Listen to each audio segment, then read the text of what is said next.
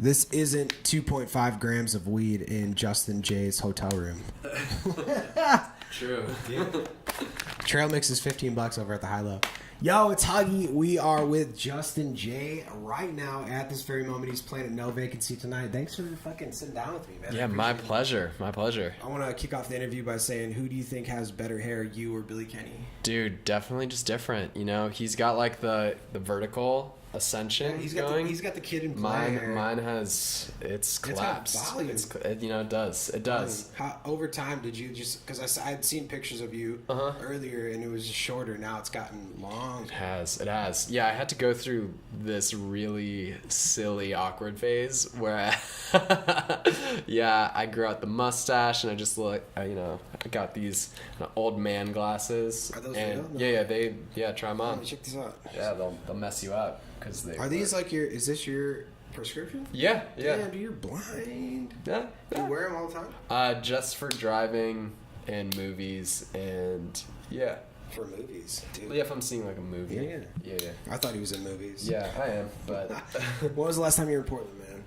December. Yeah, was at 45 East. Yeah, super fun. Super cool. You're in at No Vacancy tonight.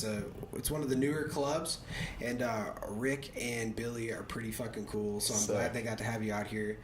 Congratulations on your song Cash Money. Yeah. Super dope. Is that your voice on there? Yeah, that's me. That's your boy. You sound super thug. The key.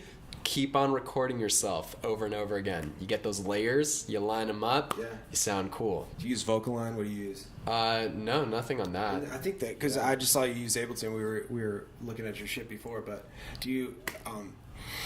I know it's weird, like recording your voice. How what kind of microphones do you use? Do you have like a vocal chain that you have at your house or at your studio? Or I've made so much music where the lead vocal is recorded on a voice memo on my phone. That song, I think it was I think there was some iPhone recording stuff. Yes, there definitely were. But the lead vocal, just like normal mic. I'm like the least fancy when it comes to production. I still make music on my KRK Rocket 5s that I used when I was a freshman in college. Nice. And it's kind of like, if you can make things sound good on those, like you're chilling. Dude, I have HS50s, which is just like, the Yamahas. Nice. The 5-inch or the 5-inch ones. Like, I went to school in Minneapolis for music production, but they always pumped in like the NS10s. Everything was made on. If you can make something sound good on an NS10, it sounds good anywhere. Perfect. So I got the unpowered. The HS50s are my go-to, and me and my buddy Yacht Club, who's filming this right now. What up? He's got the fucking fatties. He's got the HS8 or the KRK8s, the big ones, the big guys, and they're super bassy for me, but.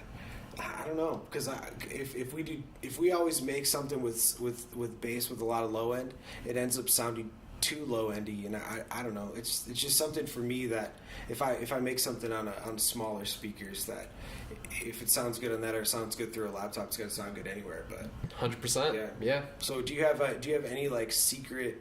You can't really tell your secrets, but when you sit down for making some music, what is your first thing that you do? Do you start with vocals? Do you start with the kick drum? Oh yeah, I mean, I feel like I'm always trying to mix it up, I guess. I think if I'm ever just like not feeling particularly inspired, but I want to make some music, maybe I'll mess around with some drums or something like that. But I mean, in general, I feel like it's always different. There's times where I won't be at the computer and I'll be at the piano or something and come up with either a vocal or something on the piano, and maybe that's where my voice memo thing comes into play, and then I'll make something around it. Other times there's like maybe just like a synth sound or something. I feel like it's always different, and that's cool. Yeah. Always on the hunt. Like, that's the thing with, like, I was always on Pro Tools for a while. Nice. And when I got more into because I do this thing called TBTV, and I'm opening up for you tonight. Yes. But it's all G house and dance music and techno and tech house. But we found this thing called Splice. Yeah, Splice is so fucking dope, dude. It's endless. Like, there's just so much in there that you can use. And I was rummaging through there, and I found the Shiba-san bass line that was from OK. His track That's OK. funny. And like, it blows my mind because it's so easy to nowadays make a track with that's just ready to go, because everything in Splice and all these samplers and things that you can find online, it's just really easy to make music. Where do you think that house and techno music is going to go from here? What do you think the evolution is going to be? I don't know. First off, definitely feel you on Splice. It's so crazy. It's easy, man. Like there's so much just digging into Splice. Yeah, it's wild. But yeah, I mean, personally, I don't think I could like comment on where things are going, but I think, for me, I've over the past couple years, I've gotten so for whatever reason, just into, writing songs, singing. I'm learning how to play guitar. One of my homies, Benny Bridges, he's like, been playing guitar on some of my songs for the past couple years, getting live drums. Normally my homie Henry was laying it down. I think, that sort of stuff I feel like is pretty cool, pretty interesting. I mean, the guitar, for instance, you get a guitar and run it through a bunch of pedals or a bunch of effects, and you're not gonna get anything that sounds like a VST synth, so that stuff's cool. I mean, I feel like there's so much cool music, and I'm really feel like, really inspired by a lot of stuff outside of dance music right now. What inspires you? What are you listening to right now? Yeah, let's see. Don't mean to take you off track, but I'm excited to hear this. Let's see. Like literally on the way here, I was like running through Pet Sounds by the Beach Boys. That shit is crazy. And that album, dude, they experimented with a lot of different sounds. It's heavy. Brian was an interesting dude. I really think that he was on a whole nother level when he was writing. 100%. Damn. There's a song that my friend Josh Taylor showed me that I'm obsessed with right now. It's Still Woozy, Goodie Bag. It's amazing. That one song is just like, it's so good. I feel like there's a lot of like very popular kind of indie rock music that I think is pretty cool, even though it's like even the names that are really big, like from Tame Impala and Mac DeMarco and Unknown Mortal Orchestra, like you can then take it like way deeper and stuff, but like even those big guys I think are so cool and so interesting. Band called Khruangbin. Thank you. Still learning how to pronounce their name. I just found out that their hair, they wear wigs. I was like, dude, I really thought it was real for a minute there. So dope. But we're still trying to figure out if your hair is real or not. It's very real. It's very fucking real. Yeah, it gets very tangled. I touched it. Fucking touched it. So I've been trying to figure out how to ask you, how did you break it down by doing this remix for Take Me to Your Leader for Walker and Royce, which is one of my favorite duos as far as production goes. They're so good. Self-Help was very, very influential to me. Like, having dropped that record, that really, they went so many different ways with their music for that album that, Role Models was a great track, Take Me to Your Leader was a great track, but where were you in the frame of mind to remix that? I mean, it's kind of funny. I hit him up and I was like, hey, would you guys be down to do a remix swap? Because I just put out an album around the same time too. I sent them stems to one of my songs that they liked. They sent me Take Me to Your Leader. And months went by and never heard back from them. I didn't send them anything. Cooked up a draft or two, was like, okay, and then maybe around January I had found something that I was into. Right. And I guess like beginning of February was the East Coast Dirty Bird camp out, and at the end of the camp out there's like a family set where everyone goes back to back and everyone plays one track. And so the concept of my Take Me to Your Leader remix is kind of this like chill, almost loungy, deep house kind of song that starts out with very little of the original, and then halfway through the chords come in and everyone realizes that, it's Take Me to Your Leader, and the vocal comes in all the way and stuff. But it's kind of like a sneak attack, and you're waiting 3 or 4 minutes to get to that point. and I dropped that at this family back-to-back set, and you know, it comes in and it's this like loungy thing, and you know, this is supposed to be like the time of the festival where everyone's playing like their biggest tracks, and I'm playing like this chill song, and everyone's like, okay, all right, and then the big breakdown happens and the chords come in, and like I got like tackled by like the Walker and Royce guys, and Darren, the label manager, and like Claude everyone was just freaking out because no one knew that this remix even existed, because I hadn't told anyone, because I was also a little insecure that like maybe they wouldn't really like it or whatever. And so yeah, it was like a very magical moment to just like, everyone was just so caught off guard and so hyped, and it felt really good, like in the party on the dance floor, and yeah, it's just a super magical moment. And then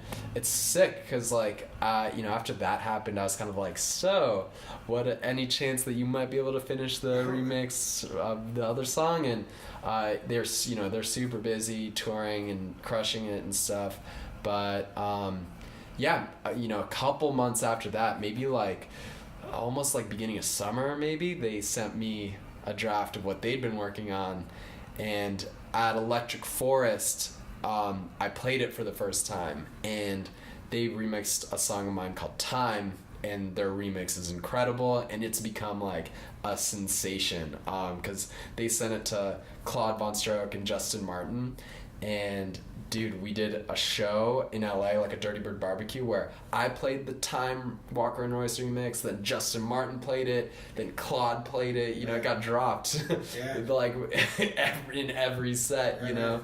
And that's what I love about the Dirty Bird crew, though, because my girlfriend took me to Detroit for Movement. Nice. And I kept hearing this one Walker and Royce track, which was Close Your Eyes, Dance With Me. Nice. And dude, Golf Clap was playing it, Fisher played it, Justin Martin played it, Claude Von Stroke played it. Like, I love that. That's such a cool crew that's one of their records that they're just, dude, this is one of them, you know, like, this is just something that we need people to hear. And I think that's, do you love being a part of the Dirty Bird crew like Absolutely. I mean, it's such a cool group of people. Like, everyone's so fun and nice and funny, and yeah, because I feel like everyone's cool, because I feel like the music, you know, for a long time it's been kind of in this in-between spot of being like, you know, maybe not the headiest, most underground, forward-thinking label, but like still really cool, but also like not too serious, you know, like,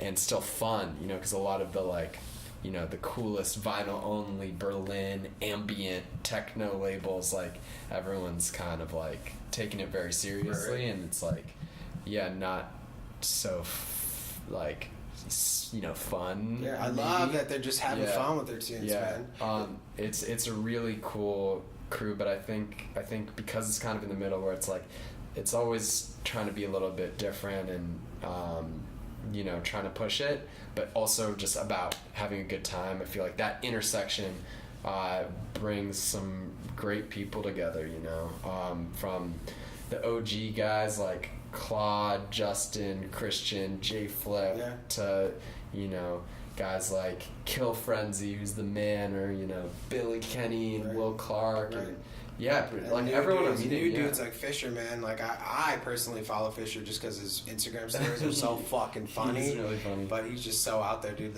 It's just party tunes, though. I just like how they, especially with Cash Money too. Like, it's just it's such a party record that you can throw into your set, and it just feels right at that moment, man.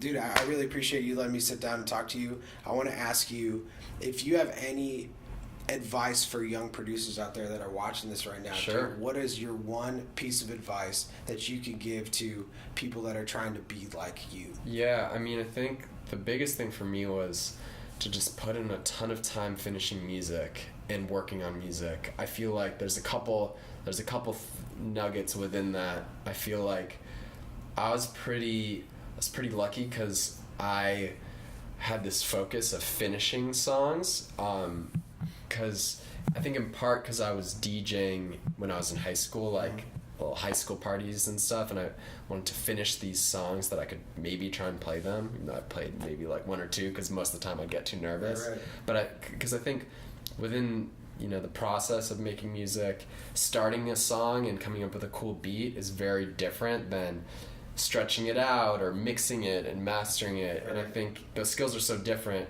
and you can get good at them, but you need to do them to get better. And so if you only are starting songs but you're not finishing that many, those like end game skills aren't gonna be as strong as they could be if you like just powered through it and tried to finish as many songs as you could. So I feel like that was one aspect that was really powerful. And then also I think within that, I think having fun with the process as much as you can, and not being too self-critical and too much of a perfectionist, I think is also something that served me well. Because I feel like I have friends who are like very critical and like really good tastes, and it's sometimes like they're so discerning with what they like, what they don't like, that when it comes to their own music, they don't give it enough slack. Right. They're like, this isn't good enough, but it's like, dude, maybe it's just not done yet. Right. And I think being cool with that, being not too hard on yourself and just having fun with it, so that you can finish these songs, and then maybe not being afraid to like show people and stuff. I think that's a really good starting point. You gotta try them too, man. Like me and Yacht Club make tons of music, and my main thing is, even if it doesn't feel finished at that moment, who's gonna, besides us, like if we go and play it in a set and they're still dancing to it and it feels right, and then that's how I know it's kind of finished. If they're grooving to it and it still sounds beautiful, like it's still gonna just be at that moment. That's when I know it's finished. It feels right for them to be dancing, and it feels right at that moment. I think for dance music in particular, if you have any opportunities to DJ so that you can try out the songs, see how they feel when you're mixing them, see how they feel for the dance floor and stuff, that helps so much. Because ultimately that's like the point of these songs, is to be in that environment. And so it helps so much, because I think like also I see it happens, even to me, like where I'll have something and it's good and it's maybe done, and then I'm like insecure, and so I keep on working on it, and then I overcook it, and I feel like the music should be like, it should be like cooking, it should be like on the rare side, it's a little bit more juicy, whereas if you overcook it, it's just going to be like no personality, no flavor. Super sterile. I think I read like a recent Claude interview, and someone asked him how did he get good at finishing all these songs, and he said he thought it was impossible, but he literally had to change his personality and go from like a perfectionist type to like easing up a little bit. It's interesting, because I feel like that force that can, if you're a perfectionist, that energy is like tied to your taste and like being discerning, and it's these that sort of energy is like it adds something, but it can also destroy if it just like keeps you from making anything. Totally.